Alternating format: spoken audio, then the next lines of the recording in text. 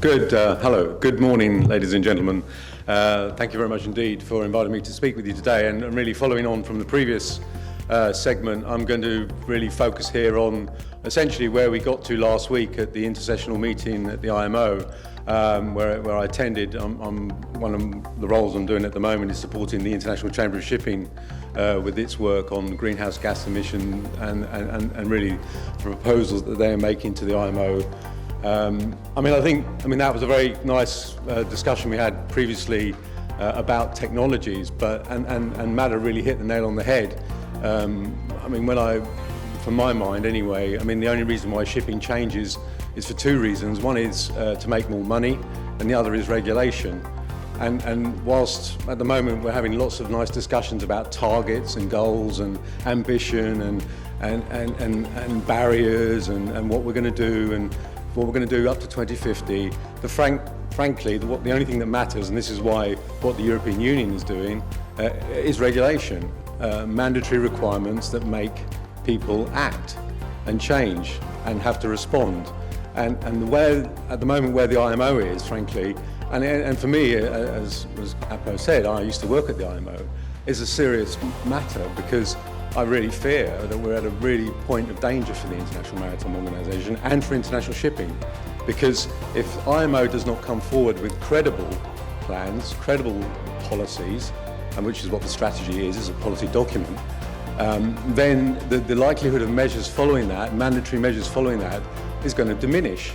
Because people are going to look at those measures and say, these are ridiculous. This target is ridiculous, it's not credible.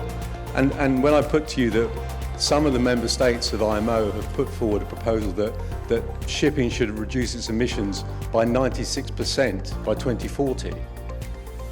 96% by 2040, that's one of the proposals that's on the table. Then you think about it, when they adopt the strategy this year, hopefully in summer, and it's still not certain, but it should be adopted in this summer, that gives us 17 years to reduce emissions by 96%. So less than 17 years, 16 and a half years. So I think, will that be credible? Will that be taken forward as measures? Because governments will look at that and say, actually, the measures to achieve that goal are going to be so strict, so onerous, that what they'll say is, actually, we won't do that.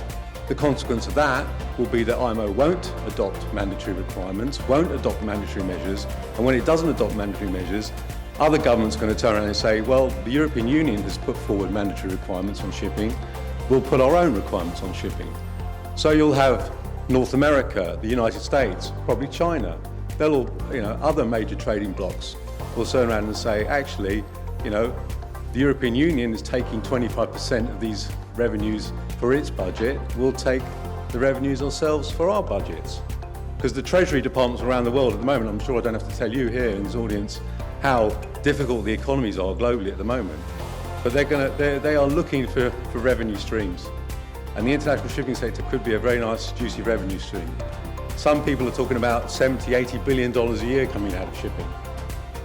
Yeah. So it is a danger moment, frankly, ladies and gentlemen, and it's one I, as I say, as someone who's an ex-regulator, is quite concerned about, and an ex-member of Secretariat of IMO. Anyway, talk about my role, and this is why I come to my first slide, which is this quote. Apo gave a quote earlier, I'll give you this quote. I think it's a useful quote. Today, virtually all commercial activity in shipping is viewed by one or more states as political. This was from 1987, and frankly, it's a very good, it captures essentially where we are with the greenhouse gas discussion. Because whilst many of you in here are ship owners, operators, managers, you know the shipping industry, you have a technical background, and you understand the shipping industry, the people making the decisions at the moment about the future of shipping, many of them don't. Many of them, it's a political game. And really, shipping is just a potentially politically expedient vehicle for them to gain other leverage over other states. And this is why it's a danger moment. I come back to the point I said earlier, and a high risk moment.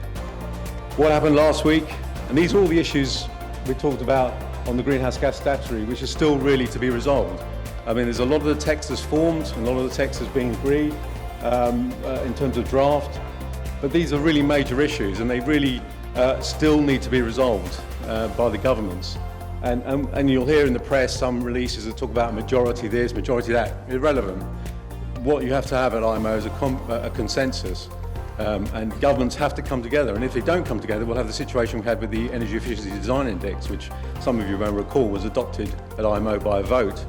And the UN doesn't adopt things by votes. It's a very contentious thing and very divisive thing.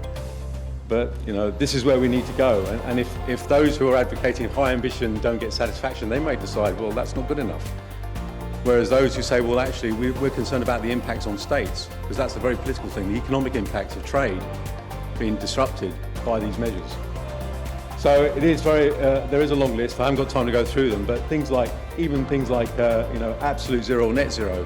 I mean, that going back to the previous panel, when we talk about technologies, I mean, if you go for an absolute zero target, you're essentially eliminating technologies such as carbon capture from shipping, which is not, again, it's a real potential opportunity, the way of shipping can achieve compliance.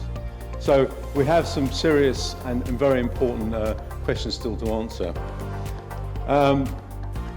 Going forward to the area where I do think is important, once the strategy has let's hope will be adopted this summer, are the measures. These are what are referred to as mid-term measures.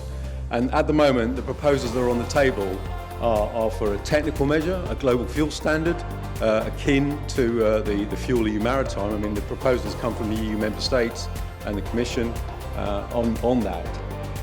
But the danger with that, and one of the things that one of the criticisms of it, is that there is this sort of what's referred to as surplus reward system as part of it to comply, and as part of that there's a degree of sort of trading allowances, even an economic element, and because of that some governments at IMO consider it could be argued that it's carbon trading, and frankly the idea of an emission trading system globally has gone down very poorly at IMO. There's not much support for it at all. So the reality is that anything that includes a sort of an economic element in terms of trading, if it's trading allowances, probably is not going to gain traction at IMO. But what we do see, and what is something that the industry, and I speak here broadly, would like to see, is a technical measure, a fuel standard on carbon intensity for shipping. And that could be a simple approach, which is more like the standard we have for sulfur, where you have an absolute value, and then the ship, when it purchases the fuel and takes the fuel on board and it's declared on the bunker delivery note, is compliant. And that then means you don't have to have the trading, you don't have to have the whole business of changing and all the bureaucracy around that. And it's a simpler system, not just for the ship, but also for the administrations and for enforcement purposes as well. Again, and that's always something at the back of your mind when you're talking about shipping, and international shipping is enforcement. The more complex, the more bureaucratic the system becomes, the more difficult it is to enforce it, which has implications for the level playing field, which again, we talked about earlier, is so important for international shipping. The other part is the economic measure. We've been talking about an economic measure for shipping for 20 years at IMO, market-based measure, blah, blah. An economic, this term now is where essentially we apply a carbon price to the fuel, and then that money is used potentially for other means. And again, that is highly political. How you disperse the funds from that carbon tax is highly political because it has implications for who gets that money, what's it's used for. One of the proposals on the table which the industry has made, the International Chamber of Shipping has made, is to have a reward system. Japanese government have also put forward a fee-based system. Essentially, early movers using new fuels will be given a refund of the money depending on how many carbon dioxide emissions they prevent. And that is seen as incentivizing the uptake of these new fuels and sending a clear signal into the market again that these shipping, and that's where we have to go. We've got this classic chicken and egg situation again like we had with LNG. I'm not going to use LNG until the fuel's there so I can use it, and my ship can guarantee it's going to be able to supply it. So again, we're trying to break that impasse again, and this potentially is one way of doing it. And this is combined with this whole discussion about life cycle emissions, the upstream emissions from the ship. Historically, in shipping, we've only just focused on the downstream emissions, i.e. what comes out of the stack, when the ship burns the fuel. Increasingly, and this is something again part of the strategy, is the upstream. Okay, going forward, we have to look at the revision, we have to look at mandatory measures. As I said, fine with the strategy, but unless we have mandatory measures, it's not going to happen. The political areas on the impacts on states. Developing countries, they want to know how how these measures are going to impact them in terms of their trade and their economies. And frankly, if they feel it's going to be too negative, this word disproportionately negative, then they won't agree to it. Safety, we will forget about that. We need regulations to be updated. If we're going to use all these alternative fuels, we have to make sure that the ships are safe and the people who crew the ships are safe. The human element, there is a review now going on STCW. Enforcement I mentioned, and also the ports, again, key part of the infrastructure. This word collaboration comes up. They are the hub, if you like, which needs further work. And this is a slide I showed some 7-8 years ago, and all these ships now are eminently viable, and if not, they're operating. And this is, we are moving forward, but we do need now a regulatory framework to enable us, to encourage us and incentivise us going forward. Thank you very much indeed. Thank you.